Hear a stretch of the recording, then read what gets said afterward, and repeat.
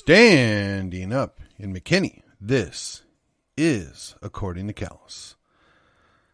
It is episode 435, coming to you on the 13th of June, 2023.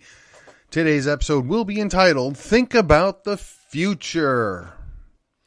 All right, so before we get into that, let me remind you the best way to help me get the message out, get the word out, build the audience, get the actions in place is to like, share, and subscribe to this program. Follow me on the social media stuff. You know, I'm on the Facebook, Gab, MeWe, and looking at a couple other options. I'm on all the podcatchers of note. So do me a favor, join me, follow me, let's do it. And if you're particularly motivated or excited or whatever, do me a solid. Go do a rate and review on this show on your favorite podcatcher to help the algorithms be overcome. We are growing, we're doing stuff, and we are doing well, ladies and gentlemen. We are marching forward. All right, on with the program. It's going to be short and sweet. When you're thinking about the future, you have to recruit, you have to engage them, then you have to educate them, and then activate them. Oh, we're done. No, not really. Look, this is nothing new. This has been said in many different ways by many different people. It's how you build activists, right?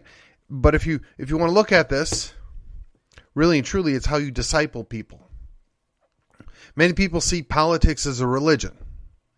And it is in some ways a secular religion, as is government for that matter. I don't advocate that. I think that's a negative outcome for our life in general if we replace our belief in God with our belief in government. But there are large sums and quantities of people that have gone down that path, even as we speak. It is not a net positive. It is not the outcome that is best. You cannot replace the Almighty God with an almighty government. The almighty government will come back and bite you. I think it's Paul Harvey that gets credited with it, but I'm certain that he was quoting somebody else. Maybe Ben Franklin, maybe Thomas Jefferson, who knows. But basically, a government that is big enough to give you all that you want is also big enough to take everything away from you. Right? And that is a paraphrase, so if I didn't get it exactly right, forgive me. The idea being is be careful what you wish for. You might just get something that you didn't intend or that you didn't really want. My concern, right? You know, I'm Gen X, the last of the wild ones in the generation, if you will.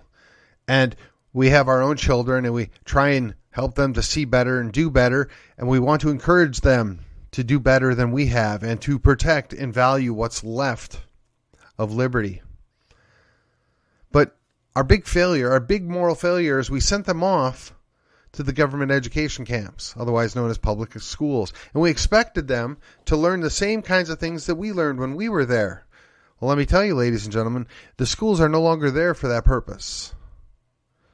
Again, we have to do better. We have to find options.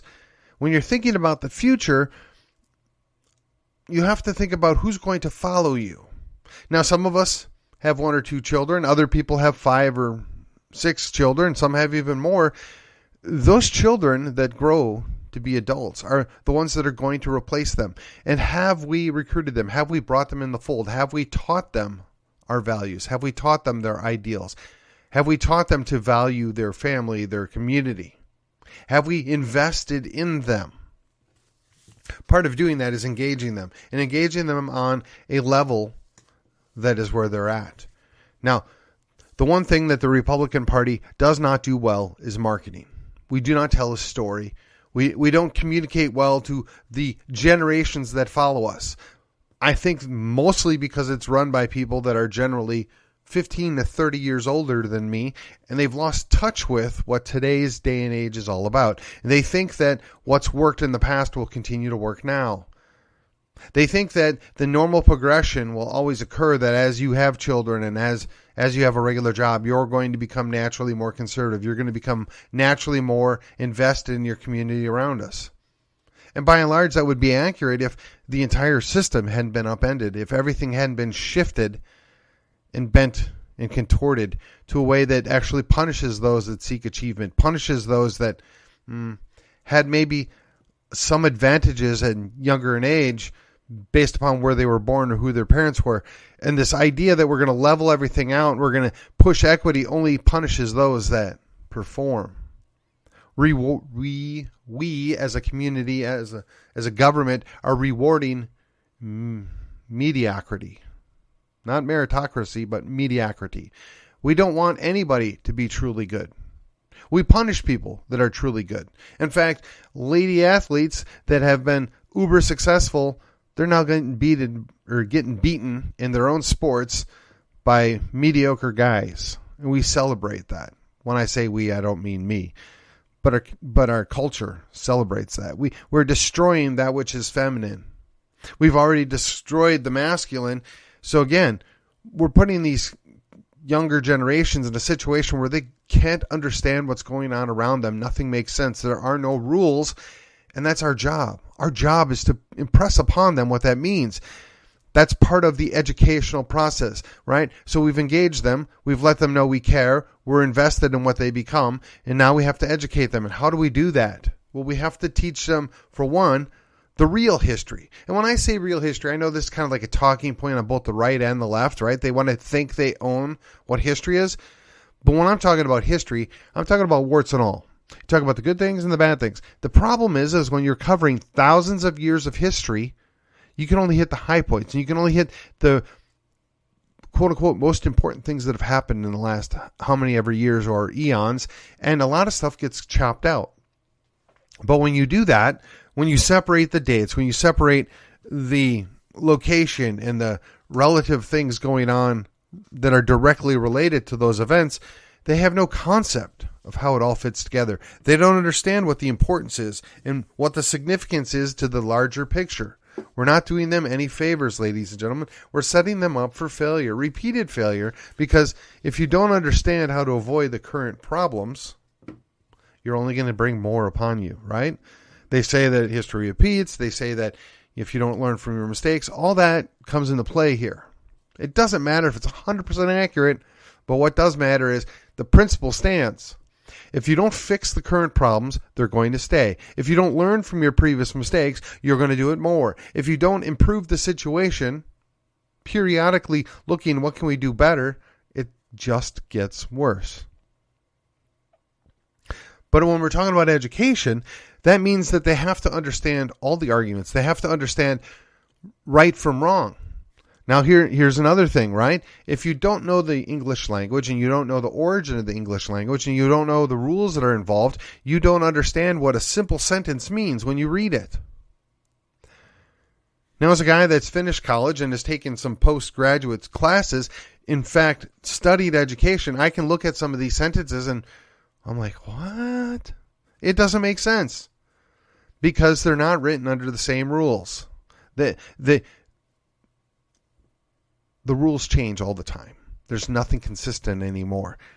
I mean, I tried to help my daughter when she was in middle school with the math, but they came up with this new math, which honestly looked like crazy stuff. Now, it does work by and large. I've seen people that master it and know how to do it, but it upends the whole process. It destroys the idea that if you just understand, in I guess the phrase rote memorization comes to play here. If you just understand these basic truths, you can build everything upon this.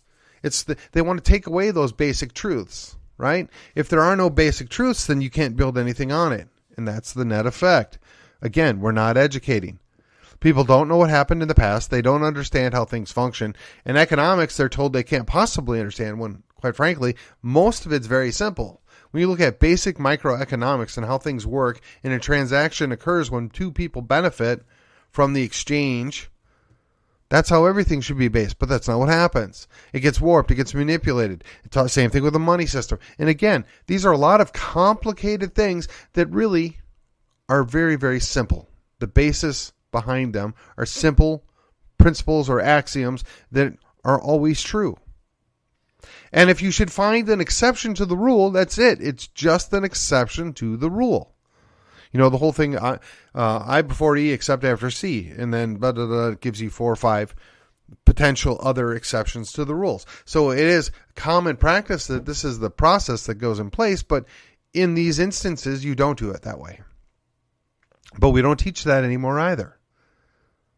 So if you grow children, you bring up the next generation, you separated them from their past, you separated them from their present, they don't understand what's going on because you're feeding them with a constant melee of garbage and frivolous stuff. Like, for instance, 90% of what's on TV is worthless.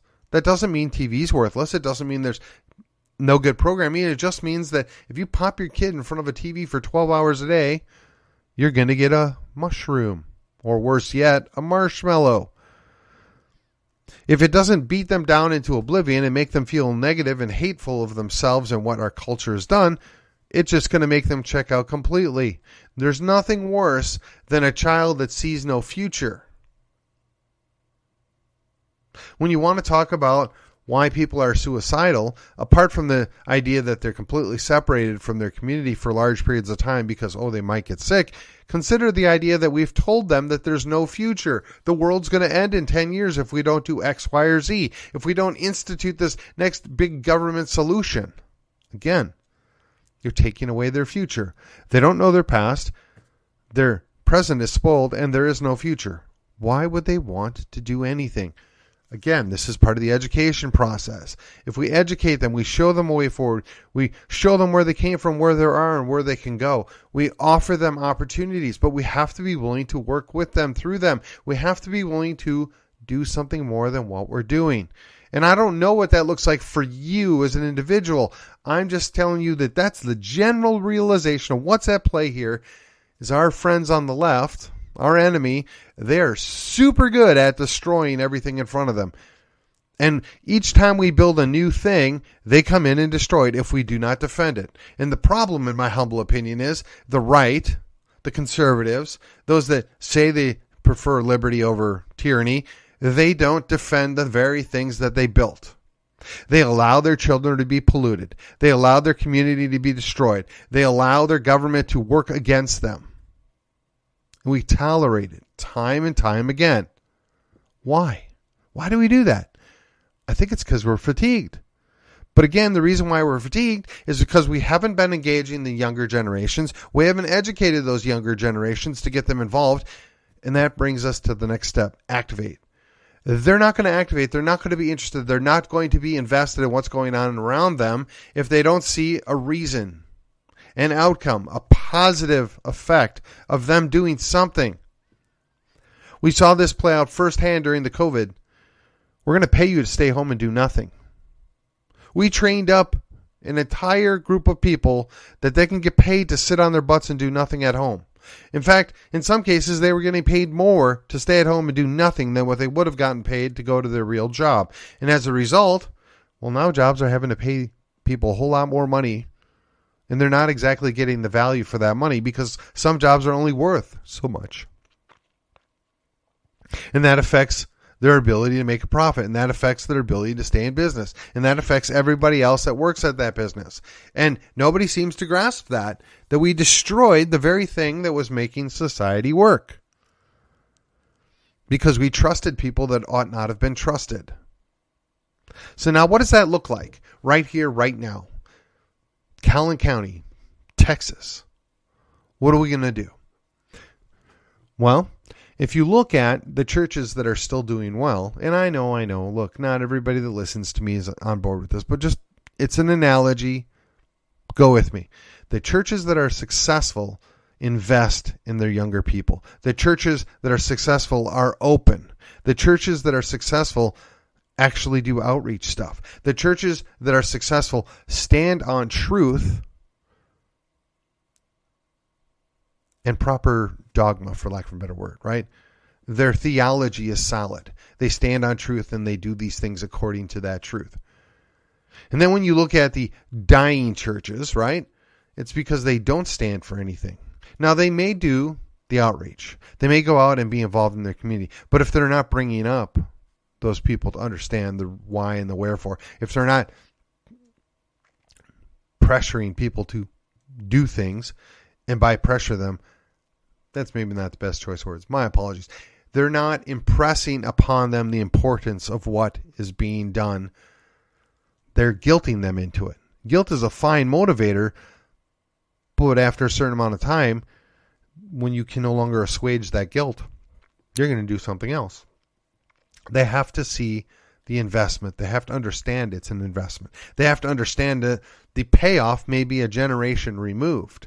It may be in their own children or their grandchildren. They have to see and understand that that's what's at play. And the only way you can do that is have a multi-generational effect going on here. Churches used to understand this. Churches used to have a vested interest. They used to do all these things. There are some that still do, but they lead by example. We should follow their example. But again, I'm not suggesting, God forbid the Republican Party supports theocracy, or God forbid the Republican Party sees themselves as a replacement for religion, but the same precepts, the same principles, the same actions could be used and are similar enough that we should be learning from them.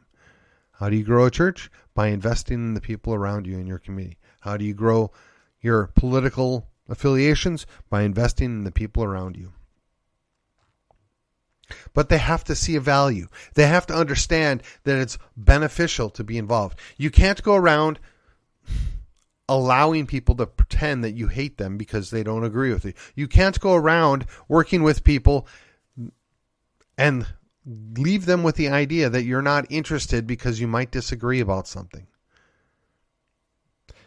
You know, the very same progressives that dominate many of the mainline churches, they are always talking about sitting down, having a cup of coffee, discuss our differences. How can we work this out? What agreement can we come to? And they do that for the left all day long. And then they punch the right. Now, I've talked about this briefly on Monday. We got to quit punching the right. We got to work with the right. Now, look, there are plenty of good people that are to the right of me that they just need to be talked to. They need to be treated as an equal. They need to be shown that, well, I understand where you're coming from, but maybe that reaction isn't quite 100% on. I go with you there, but it's maybe a step too far. Or have you considered that maybe this, or this? But we're also on that team. We want these people to engage and join us and help us. And then when we go address the people in the moderate middle, right? They're largely with us. They don't want the crazy lefty stuff. But when we treat them like garbage and the lefties are welcoming them in, what do you think's going to happen? How do you fix anything? If you're thinking about the future, we have to resist. We have to push back. I have zero desire to see the boot stomping on my face forever. When you're thinking about the future, you have to decide to invest in both your family and your community. You have to decide that right now, the things of right now are less important than the things of next week or next month or next year. And I know that's a major challenge because that's certainly not the society we were raised in. I mean, Gen X, we love our consumerism. We love being able to go to the store and pick something up right now. Or even better yet, I can sit at home and order via Amazon and it shows up in my house without me having to do anything other than walk to the front door. That's all great and well and good. But when that story stops, when the show is over, then what are you going to do? If you don't impress upon your own children the value of work, the value of investment, what do you think is going to happen? Somebody needs to be able to go out there and know how to work the city's plumbing. Somebody is going to need to be able to go to the power plant and operate it. Now, I know that they've got AI and robots that can do a lot of that stuff. Sure. But what do you do when those break? There's always going to be a human component. There's always going to be some effort. Now, hey, maybe we get to the point 10 years from now, we only have to do 15 or 30% of the work that we do now in order to maintain the same standard of living. Well, that's great. But there's always going to be somebody that just can't do it. There's going to always be the exceptions to the rules. But when we write our rules to accommodate and to reinforce and protect the exceptions to the rules, we then alter the rules. They become null and void. What I'm suggesting to you is we need to respect those rules. We need to respect what works. We need to understand that there's a certain value to a man marrying a woman and having multiple children and investing and living in the same house, in the same community, and building up around them and being involved in their church or their other community organization of their choices beyond that. There's a value there that gets lost. And if you're not willing to invest in that, you're not willing to do that, you shouldn't be surprised when the wheels start to fall off. If you can't maintain your society will crumble. They talk about the thin veneer of society being only 3 days out, right? You have no food for 3 days and that society's gone. Okay, say I agree with that. I actually can't find any fault with that thought process. But what are we going to do to make sure that we don't run out of food? If nobody knows how to grow it, nobody knows how to process it, nobody knows how to deliver it. These are all problems that are easily solved by being involved with the next generation. By being willing to do something to invest in long-term returns. But we don't do that. Why? Why are we so short-sighted? Why are we so quick to check out or to push away or to not engage? I'm here to tell you, from where I sit, if I'm still sitting in this lovely city of McKinney, Texas, 5 years from now, I will count my blessings. I don't know the whys and the wherefores, but I have my doubts. I really do. I mean, look, in my perfect world, we push through a vote on Texas, right? I know it's not a Texas Tuesday. We're thinking about the future here. And while I'm on this topic, we push that through and we get our vote. And we look forward to how can we succeed as an independent country? What do we need to do in order to make that happen? Now, that may happen in 2 to 5 years. But in that time period, there's going to be a whole lot of changes, a whole lot of maneuvering, a whole lot of jogging for power. Cities reconfiguring, large businesses leaving, some joining, military bases swapping out. I mean, there's a whole lot of changes that can happen. And this is just a probable, possible future that I'm dreaming up in my head right now. That has nothing to do with the economy that we're watching. I don't know what it's doing. It has nothing to do with the fact that we're picking wars with 2 other nuclear powers. Has nothing to do with the fact that we're so overextended in so many ways that we can't possibly see a way forward from the national level. But I'm here to tell you, at the local level, at the community level, and maybe even up to the state/Texas Republic level, we can affect a change. We can do something positive. So when you're thinking about the future and you're thinking about how do we get there, it starts right here, right now. Recruiting, bringing people in, finding people that are of similar enough mind that we can work together. And then we would need to engage those people and their children and our children and grandchildren and bring them in so that we can properly educate them. So we can show them the big picture. So we can show them to value what they have and what they could have going forward. And as we do that, they will become activated. They will become invested. And they will take the appropriate steps to perpetuate the Republic of Texas. Or if you prefer, these United States. But we can only do that if we start right here, right now, going out the back door. When you're thinking about the future, you have to be willing to take the first step. When you're planning for the future, you have to start with the first step. What's your first step? What are you going to do? And once you do that, can you see 2 or 3 steps forward beyond that? Do you know where you want to go? Do you know how you want to get there? Well, I've got plenty of my own thoughts, and that's for me and my family. I don't know what's going to work for you. I don't know what's best for you or your community, but I can assure you that other people They've already made their plans, and they're already moving against you. They're already moving against me. And those plans are going to conflict sooner or later. Because I have said many, many times, you may not care about politics. Politics cares about you. And it's not going to let you sit out. You can check out all you want until somebody finds out that you got something that they want. And guess what? Sometimes they come knocking. Sometimes they don't even bother to slow down and knock. Think about the future. Think about what you want, what you think is best for Texas, for Collin County.